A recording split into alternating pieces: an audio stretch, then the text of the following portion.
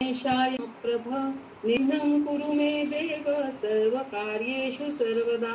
गुरुर्ब्रह्मा गुरुर्विष्णु गुरुदेवो महेश्वरः गुरुः साक्षात् परब्रह्म तस्मै श्री गुरुवे नमः। सर्वमंगलमांगल्ये शिवे सर्वार्थसाधिके शरण्ये त्र्यंबके गौरी नारायणी नमोस्तुते। सृष्टौ या सर्वरूपा जगदनविधौ पालनीया च रौद्री संहारे चापि यस्या जगदिदमखिलं क्रीडनं या पराख्या पश्यन्ति मध्यमाथो ददुन भगवती वैखरी वर्णरूपा तास्मद्वाचं प्रसन्ना विधिहरिगिरिशाराधिकालङ्करोतु नारायणं नमस्कृत्यं नरं चैव नरोत्तमं देवीं सरस्वतीं व्यासं ततो जयमुदीरये। ओम श्री जगदंबा माता की जय। मागच्या भागात आपण माता भगवती आणि भगवान विष्णूंच्या साह्याने इंद्रदेवाने वृत्रासुराचा वध केला हा कथाभाग आपण ऐकला। आता त्याच्या पुढील कथाभाग आपण आज या भागात ऐकू। 6व्या स्कंदातील आता 7वा अध्याय सुरू होतोय आपला। जन्मेजय राजाने व्यास मुनींना असा प्रश्न विचारला की वृत्रासुराला छलकपट करून मारलं आणि त्याचे वडील त्वष्टा यांनी इंद्रदेवांना शाप दिला। मग आता इंद्रदेवांचं राज्य त्यांना परत मिळालं, पण त्या राज्यामध्ये ते सुखी झाले का असा प्रश्न विचारल्यावर महर्षी व्यास मुनींनी जन्मेजय राजाला सांगायला सुरुवात केली की आपण केलेल्या शुभ किंवा अशुभ कोणत्याही कर्माचे फळ आपल्याला भोगावीच लागते। देवता राक्षस आणि मनुष्य सहित बलवान किंवा दुर्बल कोणीही असो सर्वांना आपल्या कर्माचे फळ सर्वथा भोगावे लागते। ते पाप जो व्यक्ती करतो त्यालाच ते फळ भोगावे लागते। असे दैव जर अनुकूल असेल तर सगळे जग आपल्याला अनुकूलच असते, पण दैव जर प्रतिकूल झाले तर जग आपल्याला मदत न करता आपल्यापासून विनमुख झालेले दिसते। याप्रमाणे वृत्रासुराचा वध इंद्रदेवाने केला, पण ब्रह्महत्येचे पाप त्याला लागलेले होते, त्यामुळे त्याचे तेज गेले। इंद्रदेव तेजहीन झाले आणि देवता पण त्याला ब्रह्महत्यारा म्हणून निंदा करू लागले। इंद्राला सर्वत्र स्वतःची कीर्ती नष्ट होणाऱ्या गोष्टी ऐकू येऊ लागल्या आणि सर्व ऐकून आपण ब्रह्महत्या केली, छलकपटाने आपण शत्रूला मारले, या गोष्टींमुळे इंद्रदेवाला अतिशय दुःख झाले आणि त्या दुःखामध्ये सर्व सुखसोयीयुक्त महालात त्याला सुख प्राप्त होऊ शकले नाही। अशा भयग्रस्त चेतनारहित खिन्न मनस्क अशा इंद्रदेवांना पाहून इंद्रदेवांची पत्नी शचीदेवी यांना आपल्या पतीबद्दल चिंता वाटली आणि त्यांनी आपल्या पतीला त्याचे कारण विचारले। त्यावेळी इंद्रदेव कबूल करतात की हे राज्ञी, मी भलेही माझ्या शत्रूला मारले आणि विजयी होऊन माझ्या राज्यातील सर्व अधिकार मी परत मिळवले, राज्यपद परत मिळवले, तरीही ब्रह्महत्येचे पातक मला लागले आहे। त्यामुळे हे जे सर्व स्वर्ग सुख आहे हे मला आता त्रास देत आहे। माझं मन अत्यंत खिन्न झालेलं आहे, मला कोणत्याच सुखात आता रस वाटत नाहीये। असं सर्व बोलून इंद्र आपल्या त्या महालातून बाहेर पडले आणि शोकग्रस्त होऊन एका कमळाच्या नलिकेमध्ये जाऊन राहू लागले। असा हा सगळा प्रकार शचीदेवींना मात्र लक्षात आला नाही आणि त्यांना असं वाटलं की आपले पतिदेव अचानक कुठे निघून गेले असा त्यांना प्रश्न पडला। असे ते इंद्रदेव असहाय्य, चिंताग्रस्त आणि व्याकुळ मन असलेले दुःखी असे झाले। स्वर्गातून निघून गेल्यामुळे आणि गुप्त रूपाने राहायला लागलेले असे इंद्र हे अदृश्य झाले आहेत ही गोष्ट सर्व देवतांना कळते। तेव्हा सर्वच जण पुन्हा चिंतेत होतात। ऋषी सिद्ध गंधर्व भयभीत होतात। आता सर्व वातावरण बदलते, अनावृष्टी पसरते, पृथ्वी वैभव शून्य होते, नद्यांमधील पाणी आटून जाते, स्वर्गामध्ये अराजकता पसरू लागते। पण राजा विना राज्य अबाधित राहू शकत नाही, त्यामुळे देवतागण आणि ऋषी या सर्वांनी मिळून विचार विनिमय करून राजा नहुष याला स्वर्गाचा नवीन इंद्र बनवले।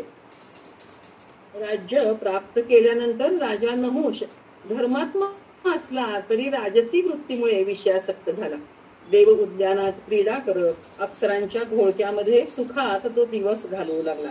आणि एके दिवस त्याच्या मनात इंद्रदेवांची पत्नी शची देवी ही देखील माझ्या सेवेमध्ये असली पाहिजे असा विचार त्याच्या मनात आला. आणि त्याने ऋषीगणांना शची देवींना माझ्याकडे घेऊन या असा आदेश दिला. ऋषीगणांनी येऊन ही गोष्ट शची देवींना सांगितली. शची देवी मात्र घाबरल्या आणि देवगुरु बृहस्पती यांच्याकडे येऊन त्यांनी सर्व घडलेला प्रकार सांगितला. आणि या राजापासून मला वाचवा अशी प्रार्थनाही केली. ज्यावेळी नहुष राजाला कळले की शची देवी बृहस्पती यांच्या आश्रयाला गेलेली आहे, त्यावेळी राजा नहुष संतप्त झाला आणि त्याने बृहस्पतीलाच जीवे मारण्याची भाषा सुरू केली. त्यावर ऋषीगणांनी राजा नहुष याला परोपरीने समजावले. ते सांगू लागले, अरे राजा नहुष, परस्त्री गमन अतिशय निंदनीय कर्म आहे.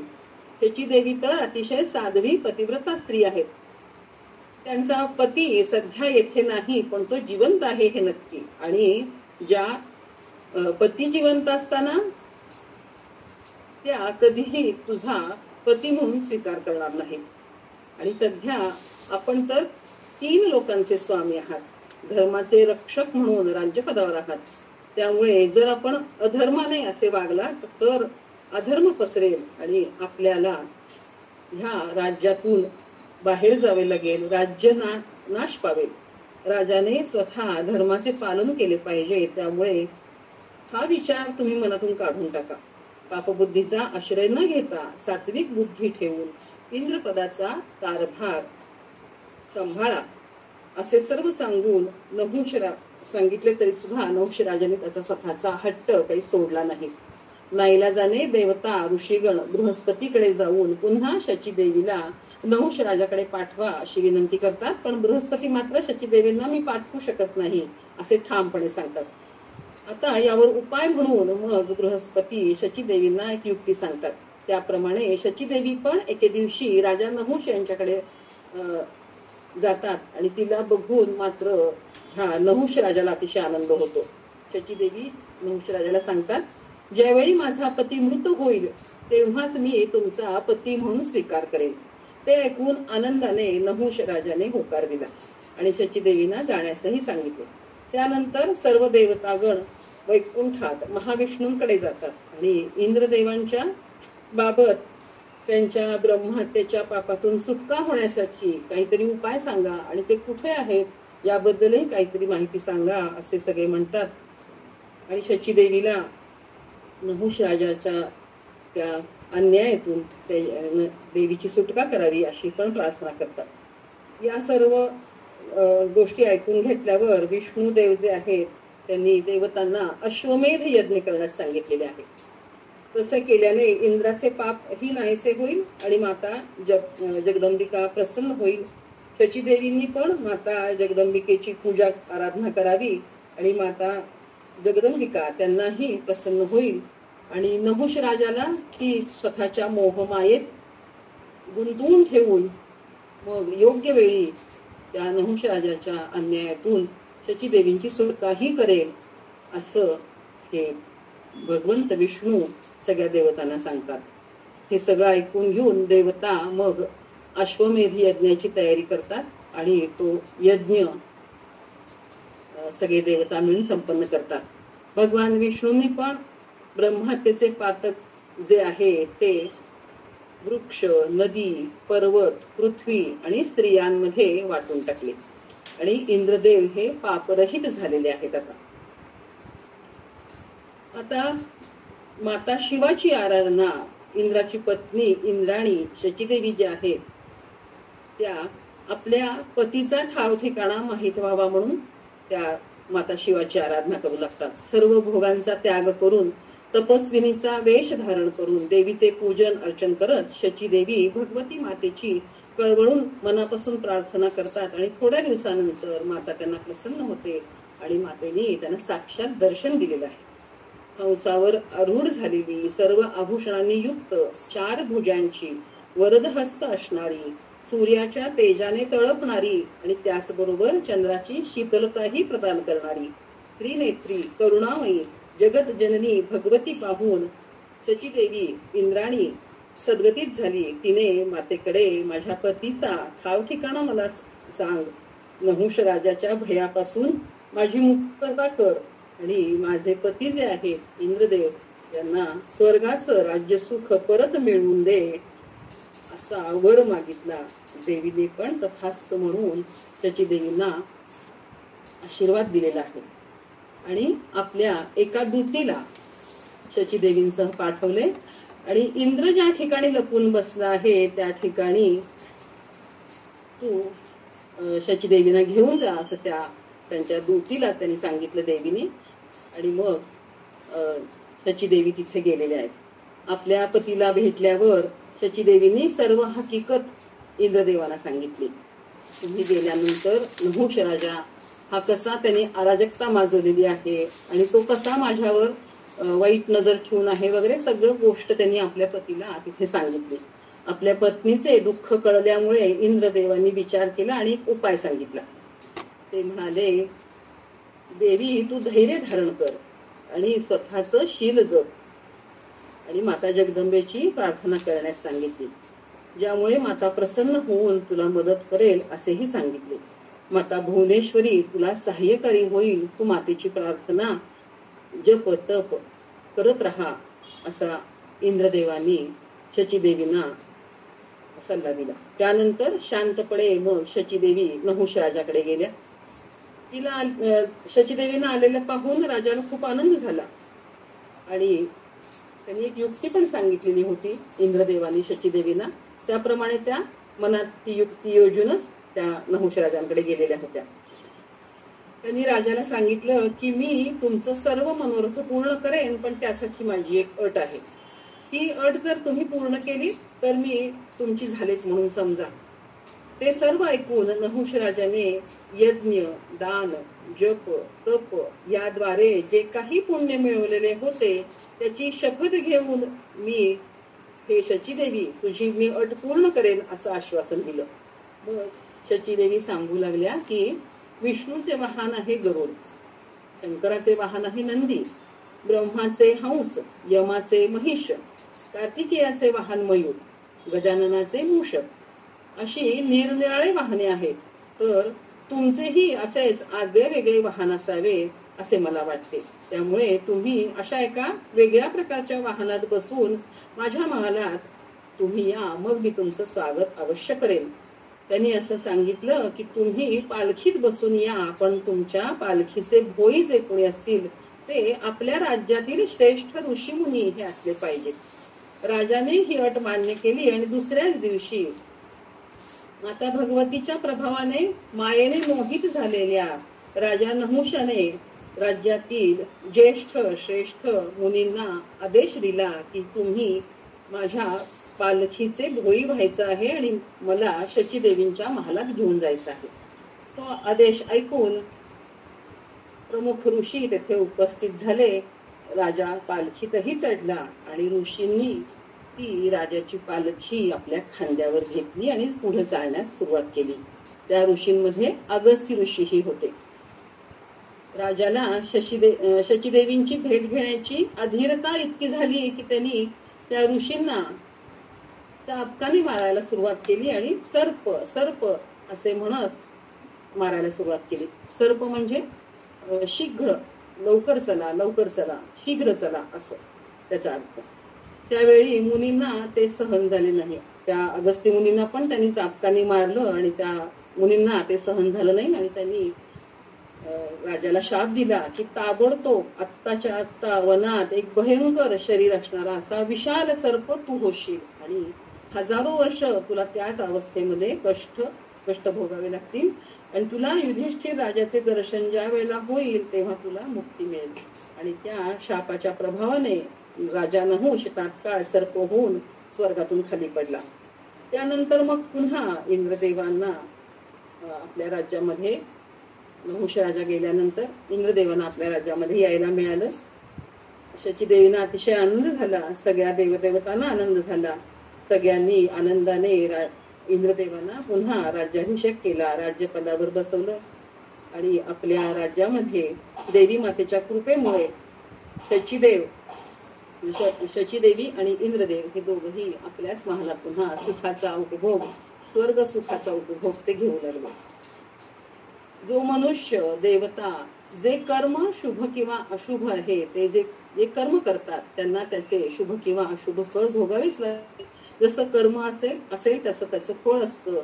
श्रेष्ठ तत्वज्ञानी लोकांनी संचित, वर्तमान आणि प्रारब्ध असे कर्माचे 3 भाग सांगितलेले आहेत. ब्रह्महत्येचं जे पाप इंद्रदेवांना लागलेलं होतं ते पाप तर त्यांना फेडावंच लागलं. त्यांना आपल्या राज्यातून बाहेर पडून एका कमल नलिकेच्या मध्ये राहावं लागलं. असा सगळा तो जो ब्रह्महत्येचं त्यांचं पाप होतं तेही त्यांना अशा प्रकारे त्यांचं ते पाप त्यांना फेडावं लागलं. अशा जो काही हा सगळा आहे हा कर्माचा खेळ आहे असं व्यासमुनी जनमेजय राजांना सांगत असतात. ते सांगतात की संचित, वर्तमान आणि प्रारब्ध असे कर्माचे 3 प्रकार सांगितले.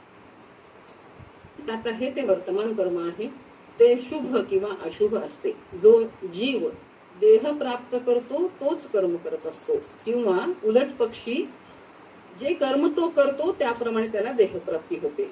एकमेकाशी संलग्न अशी ही क्रिया आहे. काहींचे फळ लगेच मिळते, काही कर्मांचं फळ असतं ते लगेच मिळतं, काही कर्मांचं फळ काही महिन्यानंतर मिळतं, काही कर्मांचं फळ काही वर्षांनंतर, तर काही कर्मांचं फळ हे जन्मानंतर देखील भोगावंच लागतं. पण ते फळ प्राप्त झाल्याशिवाय ते कर्म त्या व्यक्तीला सोडत नाही. प्रारब्ध कर्म जे असतं ते भोगून त्याचा क्षय होतो. संचित कर्म हे जन्मजन्मांतर भोगावेच लागते, त्यातून सुटका होत नाही. कारण कर्म केल्याशिवाय कोणीही राहू शकत नाही आणि कर्म घडले की त्या कर्माचे फळ त्या व्यक्तीला लागू होते.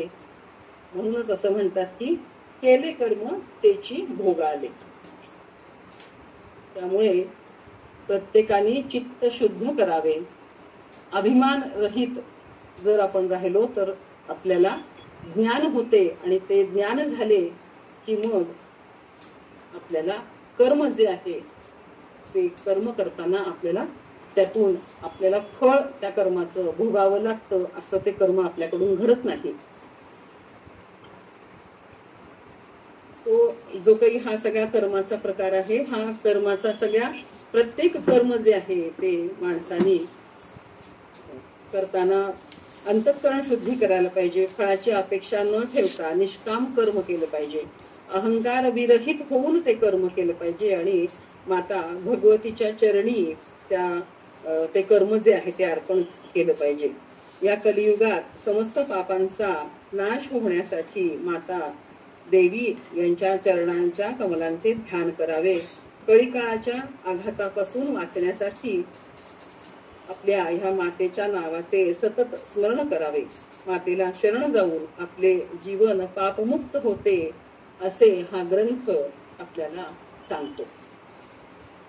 आता यानंतर आपल्याला व्यास मुनी, विश्वामित्र मुनी आणि मुनी वसिष्ठ हे दोघेही अतिशय महर्षी, म्हणजे त्यांचं जे ज्ञान किंवा त्यांच्या विचारांची प्रगल्भता, त्यांची तपश्चर्या या बळावर ते अतिशय दिग्गज असे मुनी होते. परंतु ते दोघेही त्यांच्यामध्ये वैरभाव उत्पन्न झाला. त्याबद्दलची कथा आपल्याला आता जनमेजय राजाला व्यासमुनी सांगतात, म्हणजेच पर्यायाने आपल्याला सांगतात. तर हे दोघेही मुनी, विश्वामित्र मुनी आणि वसिष्ठ मुनी, हे दोघेही गंगातटी निवास करणारे ईश्वर चिंतनात अगदी बुडून गेलेले परायण असे भक्त होते आणि दोघांमध्येही वैरभाव उत्पन्न झाला. त्यांच्यामध्ये रोष उत्पन्न झाल्यामुळे त्यांनी एकमेकांना शाप दिला. तर हा शाप एकमेकांना देण्या इतपत त्यांच्यामध्ये काय बी नसले. श्रेष्ठ तपस्वी धर्मपरायण असून सुद्धा ते वैरपरायण का झाले याची उत्तर देणारी कथा आता आपण ऐकूया. तर व्यासमुनी ती कथा सांगायला सुरुवात करतात. पूर्वीच्या काळी सूर्यवंशात त्रिशंकू नावाचा जो राजा होता त्याचा हरिश्चंद्र नावाचा एक मुलगा होता. तर तो हरिश्चंद्र राजा अतिशय ज्येष्ठ श्रेष्ठ असा राजा राज्य करत होता. पण बरेच वर्ष झाले त्याला अपत्य नव्हतं. संतानहीन असल्यामुळे त्याने पुत्राची अभिलाषा मनात धरून वरुण देवांना प्रसन्न करून घेण्यासाठी नरमेध यज्ञ नावाचा एक दुष्कर महायज्ञ करण्याची प्रतिज्ञा केली. हे व्रत राजाने घेतलेले पाहून वरुणदेव त्याच्यावर प्रसन्न झाले आणि व्रताचे फळ तुला मिळेल आणि असा वर पण त्यांनी वरुण राजाने त्या राजाला दिला. आणि थोड्या दिवसात राणी गर्भवती झाली. यथोचित समयानुसार राणीने समस्त शुभ लक्षणांनी युक्त अशा बाळाला जन्म दिला. राजाला अतिशय आनंद झाला. जातकर्म संस्कार म्हणजेच मध चाटवणे वगैरे आपण म्हणतो ना जन्मल्यानंतर, तर तसा तो जातकर्म संस्कारही केला. जमलेल्या ब्राह्मणांना दानधर्म दिला आणि त्या बाळाचं नाव ठेवलं रोहित. घरामध्ये असा जन्मोत्सव सुरू असतानाच तेथे ब्राह्मणाचा वेश धारण करून वरुणदेव आले आणि त्यांनी राजाला यज्ञ संकल्पाची आठवण करून दिली आणि सांगितले की हे राजा, तू तुझ्या मुलालाच यज्ञ पशु बनवून त्याची हत्या वध करणार होतास आणि यज्ञ संपन्न करणार होतास. तर आता तुझा हा जो संकल्प आहे त्याप्रमाणे तू यज्ञ पूर्ण कर आणि तुझं व्रत पूर्ण कर. हे सर्व ऐकून राजाला अतिशय दुःख झाले आणि दुःखाने व्याकुळ झालेला राजा वरुणदेवांना 1 महिन्याचा कालावधी मला द्या असे म्हणून त्यांच्या वरुणदेवांकडून 1 महिन्याचा कालावधी त्यांनी मागून घेतला आणि वरुणदेव पण त्यांनी पण ते मान्य केले आणि ते तिथून निघून गेले. 1 महिना पूर्ण झाल्यानंतर वरुणदेव पुन्हा तिथे आले आणि पुन्हा त्यांनी यज्ञ करून बळीची मागणी केली. तेव्हाही राजाने मुलाचे शिक्षण तरी सुरुवात होऊ दे, मग मी हा यज्ञ करतो असे सांगितले आणि असे करत करत करत शेवटी तो मुलगा मोठा झाला. गृहस्थ आश्रम स्वीकारण्याची वेळ आली, इतका मोठा झाला. तरीही राजा यज्ञाचं काही नाव घेत नाही आणि थांबा थांबा असं म्हणून वेळ काढतो आहे हे वरुण राजाच्या लक्षात आले. इकडे रोहितही मोठा झालेला होता आणि त्याला ही बातमी कळली होती की आपले वडीलच आपल्याला यज्ञाचा पशु बनवून आपला बळी देणार आहेत. त्यामुळे घाबरलेला हा रोहित जीवाच्या भीतीने व्याकुळ झाला आणि घर सोडून जंगलात निघून गेला. पर्वत कपारींमध्ये तो राहू लागला. पुन्हा थोड्या दिवसांनी वरुणदेव राजाकडे आले आणि त्यांनी यज्ञाबाबत राजाला आठवण करून दिली. परंतु यावेळी राजाने व्यथित मनाने आपला मुलगा रोहित हा घर सोडून निघून गेला असल्याचे सांगितले. पण ते ऐकून वरुणदेव, जलचरांचे जे अधिपती आहेत ते वरुणदेव, त्यांना अतिशय क्रोध झाला आणि त्यांनी हरिश्चंद्र राजाला शाप दिला की तू वारंवार असत्य बोलत असल्याने तुला आता जलोदर होऊन तू मृत्यू पावशील. यानंतर वरुणदेव निघून गेले आणि राजा रोगग्रस्त होऊन चिंतेत त्या राजमहालात दिवस कंठू लागला. इकडे रोहितला आपल्या वडिलांची ही सर्व अवस्था कळाली आणि आपल्या जीवाची पर्वा न करता तो वडिलांच्या प्रेमाखातर राज्याकडे जाऊ लागला. तोच तेथे इंद्रदेव एका ब्राह्मणाच्या वेशात प्रगट झाले आणि वडिलांकडे जाऊ नये असं त्यांनी सांगितलं. दिवस असेच जात होते. राजा हरिश्चंद्र याने यावर काहीतरी उपाय असेल अशा विचाराने गुरु वशिष्ठ यांच्याकडे सर्व हकीकत सांगून काही उपाय आहे का तो सांगावा अशी प्रार्थना केली. गुरु वशिष्ठ मुनींनी राजाला एक उपाय सांगितला.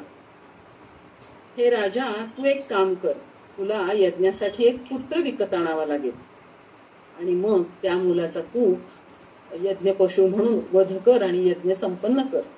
राजाला पण ही गोष्ट पटली आणि मग राजाने एका ब्राह्मणाचा मुलगा, अजिगर्त ब्राह्मणाचा मुलगा शुनशेप नावाचा, त्याला विकत घेतलं आणि ब्राह्मणाने पण जे आनंदाने जेवढे मागेल तेवढे धन मिळाल्यावर तो स्वतःचा मुलगा देऊन टाकला. आणि निश्चिंत मनाने राजाने मग वेदज्ञ अशा ब्राह्मणांना बोलवलं. यज्ञाची तयारी सुरू केली. यज्ञाला सुरुवातही झाली.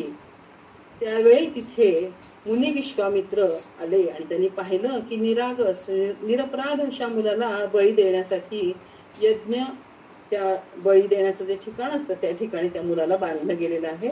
आणि ते पाहून, त्या रडणाऱ्या मुलाला पाहून मुनींना त्याची अत्यंत दया आली आणि त्यांनी राजाला तू हे पापकर्म करू नकोस असे सांगितले. पण तरीही राजाने त्यांचे न ऐकता त्या बालकाला पकडून ठेवले. हे सर्व पाहून त्या विश्वामित्र मुनींना मात्र अतिशय वाईट वाटले आणि त्यांनी त्या बालकाला वरुण देवाच्या मंत्राची साधना सांगितली. आणि तो बालक रडत होता, परंतु त्यांनी त्या मंत्राचा जप सुरू केला. त्या जपामुळे वरुणदेव प्रसन्न झाले आणि तिथे त्यांनी प्रगट होऊन त्या शुनशेपाला जीवदान दिले आणि राजालाही रोगमुक्त केले.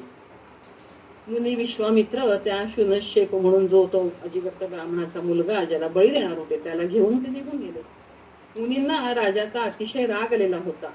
त्यामुळे एकदा राजा कौशिकी नदीच्या तटावर असताना विश्वामित्र मुनी ब्राह्मण वेशामध्ये आले आणि त्यांनी बेसावध क्षणी राजाकडून सर्वस्व मागून घेतले. असेच एकदा वशिष्ठ मुनी आणि विश्वामित्र मुनी समोरासमोर आले. त्यावेळी मात्र विश्वामित्र मुनींनी वशिष्ठ मुनींना याचा जाब विचारला की तुम्ही निरपराध मुलाला बळी द्यावा या गोष्टीचा सल्ला कसा काय दिला. त्यावर वशिष्ठ मुनी पण म्हणाले तुम्ही पण तसेच आहात. तुम्ही बेसावधपणे राजाकडून सर्वस्व मागून घेतलं. त्यावेळी मात्र वशिष्ठ मुनींनी विश्वामित्र मुनींना क्रोधाच्या भरात शाप दिला की तुम्ही बक होऊन राहाल. बक म्हणजे बगळा होऊन राहाल. त्यावर विश्वामित्र मुनी देखील क्रोधित झाले आणि त्यांनीही वशिष्ठ मुनींना शाप दिला की तुम्हीही अडीपक्षी म्हणजे ढोल पक्षी असं म्हणतात तर तो अडीपक्षी होऊन तुम्ही राहाल असा शाप दिला. नदीच्या तीरावर ते दोघेही तेथेच राहू लागले. पण ते रोज एकमेकांशी मनात वैर ठेवून भांडण करत एकमेकांना घायाळ करत आपला दिवस घालवत होते. एकदा त्यांचे असे युद्ध चालू असताना ब्रह्माजी आणि इतर काही देव तेथे प्रगट झाले आणि त्यांनी त्या दोघांनाही अतिशय प्रेमाने असं समजावलं आणि ब्रह्मदेवांनी त्या दोघांनाही शापमुक्त केलं. आणि हे सर्व सांगून व्यास महर्षी राजा जन्मेजय यांना उपदेश करत आहेत की हे राजन, चित्ताची शुद्धी महत्वाची आहे बघ. इतकं तुम्ही जप केलं, तप केलं, तपश्चर्या केली, परंतु तुमचं चित्त जर शुद्ध नसेल, तुमच्या मनात जर क्रोध, लोभ असे जर विकार तुमच्या मनाला अजूनही चिटकून बसले असतील तर त्याचा काहीच उपयोग होत नाही. जरी श्रद्धापूर्वक तुम्ही कोणतेही कर्म करत असाल तरी त्या श्रद्धेमध्ये सात्विक श्रद्धा असली पाहिजे, तरच तुम्हाला त्या कर्माचे पूर्ण फळ प्राप्त होते. राजसी किंवा तामसी श्रद्धा असेल तर तुम्हाला फळ प्राप्त होत नाही. त्यामुळे प्रयत्नपूर्वक आपले चित्त आपल्याला शुद्ध करावे लागते. कितीही ज्ञानी माणूस असेल आणि त्याचे चित्त शुद्ध नसेल तर केलेल्या कोणत्याही तीर्थयात्रा, दान, तपस्या असे कोणतेही धर्मसाधना आपण त्या धर्मसाधनेने आपण कोणतेही कार्य केलं तरी ते निष्फळच राहतं. म्हणूनच अशा कथा कीर्तनांच्या श्रवणातून आपण आपल्या चित्ताचे विकार जे आहेत ते नाहीसे करावे. आपले मन जे आहे ते वासनारहित करून घ्यावे. देवीचे पूजन, अर्चन, नामस्मरण करून देवीच्या चरणाशी आपले ध्यान एकाग्र करून चित्त शुद्धी करून आपले नित्य कर्म करायला हवे. त्यामुळे कलियुगाचे भय नाहीसे होते आणि पापी माणूस जो असतो तो या संसार चक्रातून मुक्त होतो. क्रोधामध्ये राजा असू दे, मुनी असू दे, ऋषी असू दे, क्रोधामुळे केलेली साधना विसरायला होते आणि आपण काय बोलतो आहोत, कुणाला बोलतो आहोत याचं काही भान राहत नाही. या त्रिगुणात्मक जगात सर्वांनाच द्रव्य शुद्धी, क्रिया शुद्धी आणि उज्ज्वल मनशुद्धी अथवा चित्तशुद्धी अतिशय दुर्लभ आहे. परंतु ज्याच्यावर माता प्रसन्न होते त्याला मात्र ती तात्काळ मुक्त करते. खरं तर जिचे शब्दांनी सुद्धा वर्णन करणे शक्य नाही अशी ही जगज्जननी, सर्वसाक्षी, सर्वस्वरूपिणी आदिशक्ती जगदंबा ही भक्तांना मात्र लगेच भुलते हे निश्चित आहे. त्यांना ती स्वतःच्या भक्तांना या संसार चक्रातून तारून पुढे नेते. त्यासाठी दोषमुक्त होऊन सर्वांनी देवीची आराधना करावी. पण भक्ती, राग, दंभ यांनी युक्त जर ती भक्ती असेल तर मात्र माता त्यांना त्यांच्या भक्तीचे फळ देत नाही. त्या संदर्भातील राजा निमी आणि महर्षी वशिष्ठ यांच्या संदर्भातली एक कथा तुला मी आता सांगतो असे व्यासमुनी जन्मेजय राजांना सांगतात. व्यासमुनी जन्मेजय राजांना सांगू लागतात की इक्ष्वाकू वंशामध्ये निमी नावाचा एक राजा होऊन गेला. इक्ष्वाकू राजाचा तो 12वा मुलगा होता.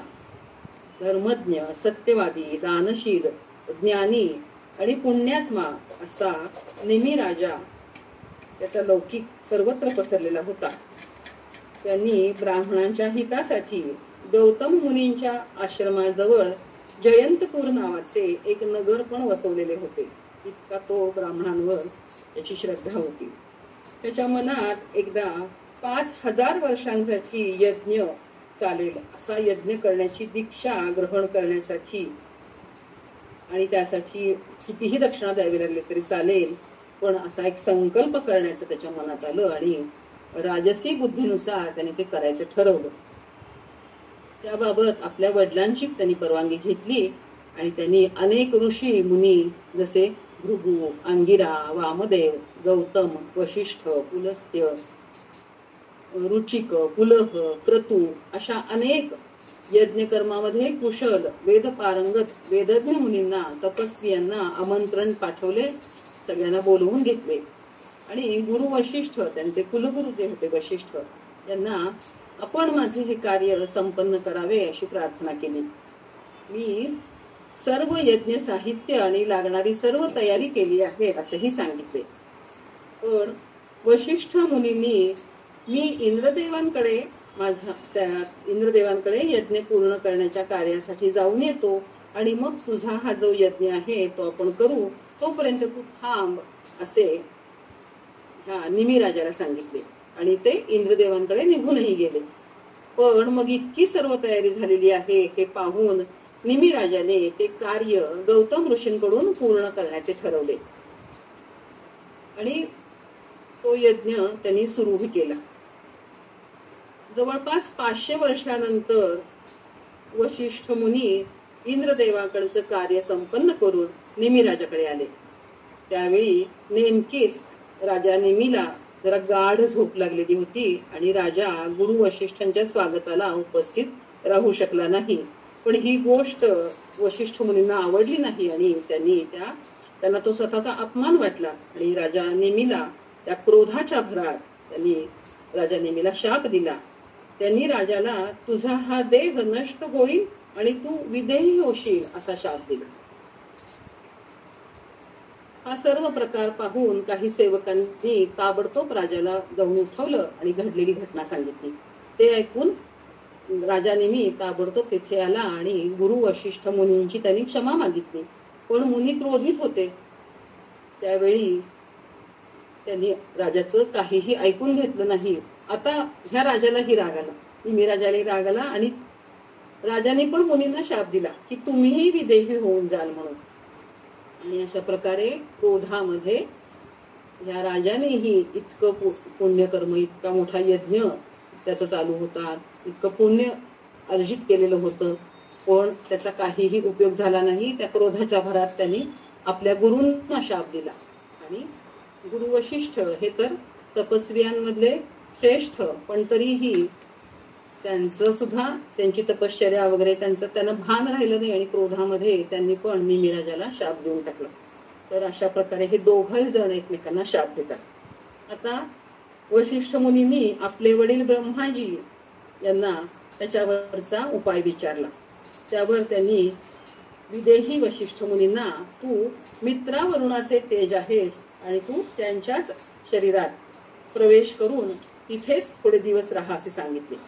त्यावेळी आपल्या वडिलांना प्रदक्षिणा घालून म्हणजे ब्रह्मदेवांना प्रदक्षिणा घालून आपला देह त्याग करून मित्र आणि वरुण यांच्या शरीरात जीवांश रूपाने प्रवेश केला.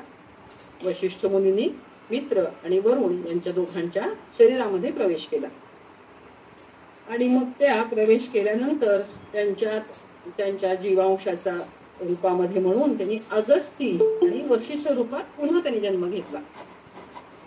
अगस्ती बालरूपामध्येच ते तपस्वी असे वृत्तीचे जन्मल्यामुळं वनात निघून गेले आणि इक्ष्वाकु वंशामध्ये पुरोहित रूपात पुन्हा वशिष्ठ गुरु राजाकडे गेले. अशा प्रकारे शापाच्या कारणामुळे मित्रावरुणाच्या कुलामध्ये त्यांनी पुन्हा शरीर प्राप्त केले. आता इकडे निमी राजा त्याला शाप दिलेला होता तू विदेही हो म्हणून, त्याला मात्र पुन्हा देहप्राप्ती झाली नाही. त्यावेळी यज्ञ चालू होता, त्यामुळे सर्व ऋषीमुनींनी विचार केला की हा यज्ञ आता अपूर्ण राहील. या भीतीने त्यांनी राजाचं शरीर जे आहे ते अत्यंत मंदगतीने श्वासोच्छ्वास चालू असलेले ते शरीर सर्व मुनींनी औषधी वनस्पती आयुर्वेदातलं त्यांचं सगळं ज्ञान वगैरे वापरून तो देह त्यांचा जो आहे तो संरक्षित करून ठेवला आणि यज्ञ संपन्न केला. यज्ञ संपन्न झाल्यानंतर देवतांनी राजाला कोणतं शरीर तुला प्राप्त करू इच्छितोस तू, देवाचं, मनुष्याचं किंवा तुझ्या मनात अजून दुसरं कोणाचं शरीर प्राप्त करायची तुझी इच्छा आहे ते सांग. कारण वशिष्ठ मुनींनी पण त्यांचा स्वतःचा देह प्राप्त करून घेतलेला आहे आणि ते मर्त्य लोकांमध्ये पुन्हा सुखाने राहत आहेत. तसं तूही सांग, तुलाही यज्ञाचं फळ म्हणून तुला कोणतं शरीरात हवं आहे असं सांग, त्याप्रमाणे आम्ही तुला देतो असं सांगितलं. परंतु ते सर्व ऐकून निमीच्या आत्म्याने मात्र संतुष्ट होऊन सांगितले की या कधी ना कधीतरी नष्ट होणाऱ्या या शरीरात मला राहण्याची इच्छाच नाहीये. तरी संपूर्ण प्राण्यांच्या नेत्रात राहायची इच्छा मात्र आहे. यावर सर्व देवतांनी निमीच्या आत्म्याला माता भगवतीची आराधना करण्यास सांगितले. आणि मग त्या राजा निमीच्या आत्म्यांनी अनेक विध स्तोत्रांनी देवीची प्रार्थना केली. देवीने साक्षात दर्शनही दिले. राजाने देवीला वर मागितला की हे माता, मला विमल ज्ञान द्या ज्यामुळे मला मोक्ष प्राप्त होईल. तसेच सर्व प्राण्यांच्या नेत्रामध्ये माझा निवास असावा असा वर मागितला. देवीने पण तथास्तु म्हणून आशीर्वाद दिला आणि तेव्हापासून मनुष्य, पशु, पक्षी हे निमिष म्हणजे पापण्यांची उघडझाप होणारे या वर्गामध्ये त्यांची गणना सुरू झाली आणि देव हे अनिमिष म्हणजे पापण्यांची उघडझाप न होणारे अशा वर्गामध्ये त्यांची गणना सुरू झाली. आणि मग इथे माता भगवतीने राजा निमीला आशीर्वाद देऊन विमल ज्ञान मिळण्याचा आशीर्वाद देऊन माता भगवती अंतर्धान पावली. अशा प्रकारे हा राजा निमी यांनी आपल्या गुरूंना क्षमा केली नाही आणि ब्रह्माजींचे पुत्र ब्राह्मण कुलात जन्मलेले वसिष्ठ मुनी यांना क्रोधाचे प्राबल्य झाल्यामुळे आपल्या यजमान राजालाच त्यांनी शापित केले. त्यामुळे भक्ती कधीही नम्रतेने करावी, त्यातून आपल्याला मुक्ती प्राप्त व्हावी अशी ती भक्ती असावी. काम, क्रोध, लोभ आणि अहंकार हे शत्रू शरीरात सदैव विद्यमान राहतात. या सर्वांविरहित कोणीच राहू शकत नाही. परमात्मा निर्गुण, निर्लेप, परम अविनाशी, अप्रमेय आणि सनातन आहे. तसेच ती परमाशक्ती पण निर्गुण ब्रह्म, दुर्ज्ञेय, सर्व साक्षिणी आहे. त्या दोघांमध्ये सदैव ऐक्यच असते. ते अभिन्न आहेत आणि हे जाणणारी व्यक्ती समस्त दोषांपासून मुक्त असते. त्या ज्ञानाने मुक्ती मिळते आणि ती व्यक्तीच मुक्त होते. हेच वेदांतात पण सांगितलेले आहे आणि हाच सिद्धांत या ग्रंथामध्ये सुद्धा आपल्याला हा ग्रंथ सांगत आहे. तर अशा प्रकारे क्रोधामुळे कुणाचंच कधीच लाभ होत नाही, हानी होते. त्यामुळे क्रोधावर नियंत्रण करावे आणि आपलं जे नित्य कर्म आहे ते भगवतीच्या चरणी, भगवंताच्या चरणी अर्पण करून भगवंतांचे नामस्मरण कीर्तन करण्यामध्ये आपले आयुष्य व्यतीत करावे असा संदेश आपल्याला आजच्या या कथेतून मिळतो. झालेली ही भगवतीची कथा जी आहे ती आपण मातेच्या चरणी अर्पण करू आणि क्षमा स्तोत्र म्हणू. करचरण कृतं वा कायजं कर्मजं वा श्रवणनयनजं वा मानसं वा अपराधं विहितं वा सर्वमेतत् क्षमस्व. जय जय करुणाब्धे श्री महादेव शंभो. ओम श्री जगदंबार्पणमस्तु.